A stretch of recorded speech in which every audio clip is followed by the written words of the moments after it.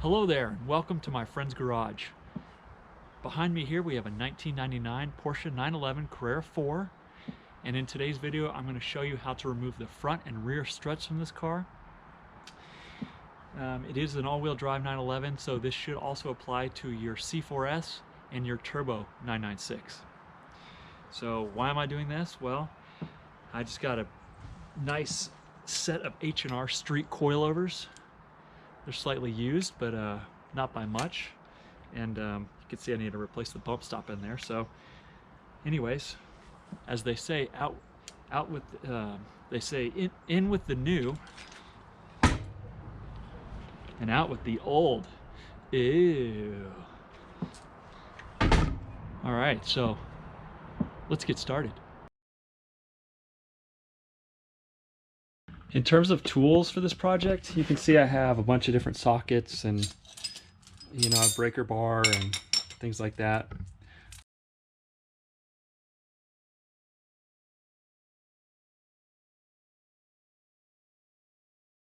Okay, so I'm starting on the rear. It's pretty straightforward. The back's pretty easy. I started by taking loose the sway bar end link here.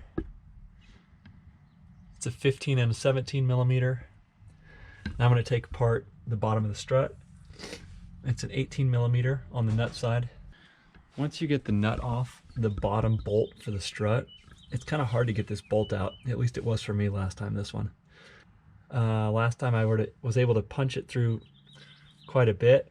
You can also raise this up with a jack, and then you'll have a better shot at this. Last time I did it though, I ended up just unscrewing it, getting a wrench on it, and then just turning it so it backed itself out on the bolt side. All right, this side was a lot easier. I'm just talking to the camera. Oh. Don't mind me. All right, this side was a lot easier. I'll show you what I did. If you could put, once the bolt was halfway out, I put the screwdriver like this, and I was able to pry it down, push down on it. That way it kind of relieved the stress on the bolt, you know, because obviously the strut here is pushing down. And so if you were able to put a screwdriver in here and pry it up, it kind of takes some of the stress off the bolt. So that was a lot easier coming out this side. The other difference from the passenger side is I left the top bolted in. I'm going to do that. I'm going to take that down last. You know, once you take that bottom strut bolt out, you just kind of pry this out away from the, put on my safety glasses just in case, but just pry it out. It should pop down. There we go.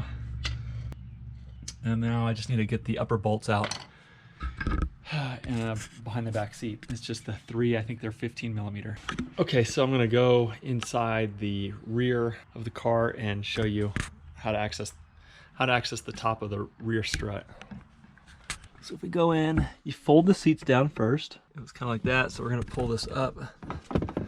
Can't really see anything, but our mounts there. Well, I just got the bolts undone on the top, on the inside behind the seats. This should drop right out now. Here we go. There it is. Glad I have my gloves on for that. That would have hurt. The rotor came up and got my hand. And it's out. Then you can just pull it out the top. It's dumping sand on me. And that's it. The rear is pretty straightforward. Just one, disconnect the sway bar end link. Two, that bottom bolt on the strut. And three, the three 15 millimeter nuts on top. And it should come out. And like I said, I had more luck by unbolting the top last. Okay, I'm gonna do the front now. If you have a torn CV boot on your axle in the front, if you have a Carrera 4 or Turbo, something like that, now's a good time to pull the axle out. Before you do anything, I would recommend loosening this bolt. While you can have someone sit in the car and stay on the brakes, or even better, I guess if you were to pop the center cap off the wheel while it was on the ground, that'd be even better. I just looked at the axle and it's okay. The CV boot is fine, so I'm going to actually leave it intact on the outside here and just undo. There's 6 millimeter Allen Allen bolts. You can see the Allen bolts that hold the axle into the that flange that goes into the front diff. So I'm going to take those loose first. It's a 6mm.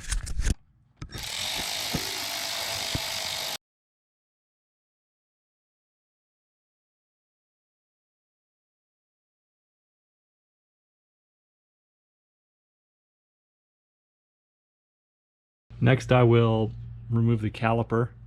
Now you can see there's a bracket here, and there's a bunch of stuff that connects to it, like probably wheel speed sensors and things for maybe the ABS or something, but there's two 10mm that need to come off. There's one here, and then there's one here, if that's showing up.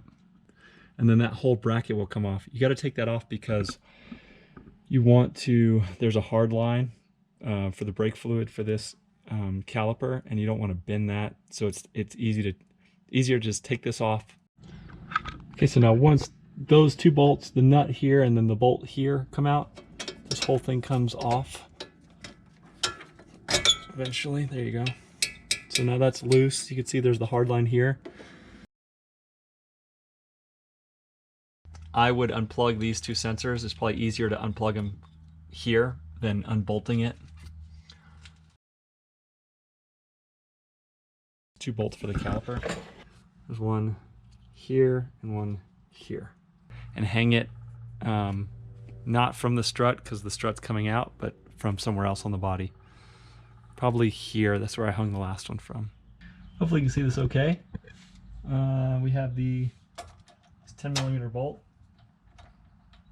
And actually I'm going to start with the Allen wrench. I forgot, because the way this is shaped, it could chip the coating on the caliper. So now you can see I'm not going to bust the coating on the caliper. That's loose. I'll back it out a little bit more just to give me more clearance.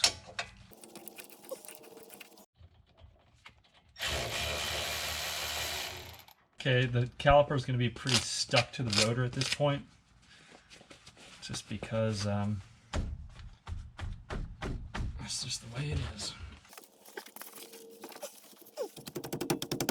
Caliper's almost off the rotor. This is the part where you try not to drop it. Now you can see the caliper's hanging back there. It's happy.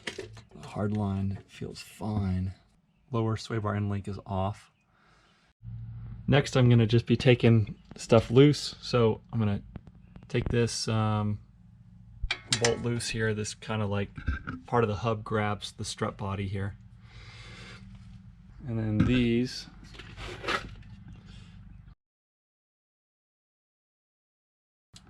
And this is nice because once things start to come apart, you can shift this, like the spring housing, on the strut body. So that's kind of nice. If you want to take the sway bar end link free from the strut, it's a 15mm here at the top. You could also wait and pull that out once it's out, I think, but I'm just going to clear it now. It's easy enough to get to. You can see I've also taped the fender here. I got that from another video I saw. It's really nice because even when I'm putting my head in, I have my glasses on my head, I keep, I might hit the top of the fender. This is when I'm jealous of all you guys and gals with lifts at home. The strut's still connected at the top. I'm going to take that off very last.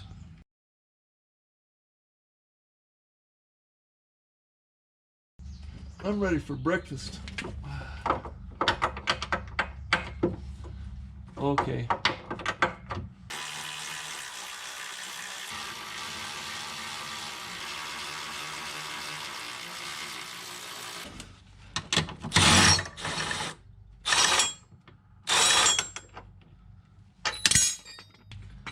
Out comes the big plate here.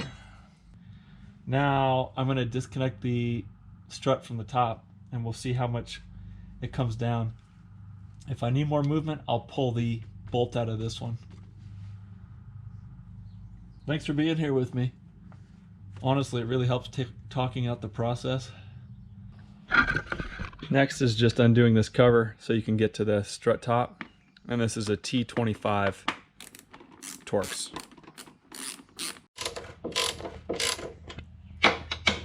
They are 13 millimeters. The top of the front strut. As soon as I undid the third bolt, the strut dropped down a little bit out of the top. So expect that. Now it's kind of loose here. If we look back in there, we can see the axles kind of come free.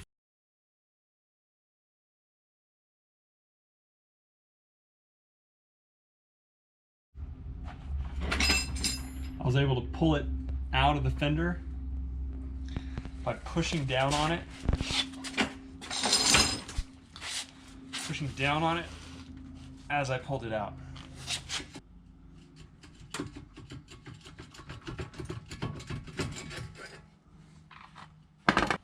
One last note is if you're pulling the axle out, your hub's going to move around a lot more than, like on this side, the axle's still in there because this one doesn't need to be repaired. The other one had a torn CV boot. So if you are pulling the axle, just know that your hub's going to move around a lot more. And again, if you are pulling your axle, make sure that this is one of the first things you undo. I'm not sure exactly the size for that. I used 1 1/4 inch. Here's a quick look at the struts that came out. You can see the bushing here is dead.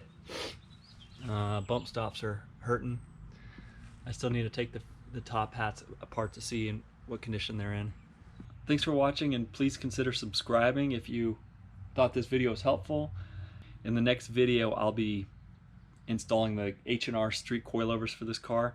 So if you want to see how that turns out and how the ride quality is and all that, yeah, please be sure to subscribe. And thanks for watching.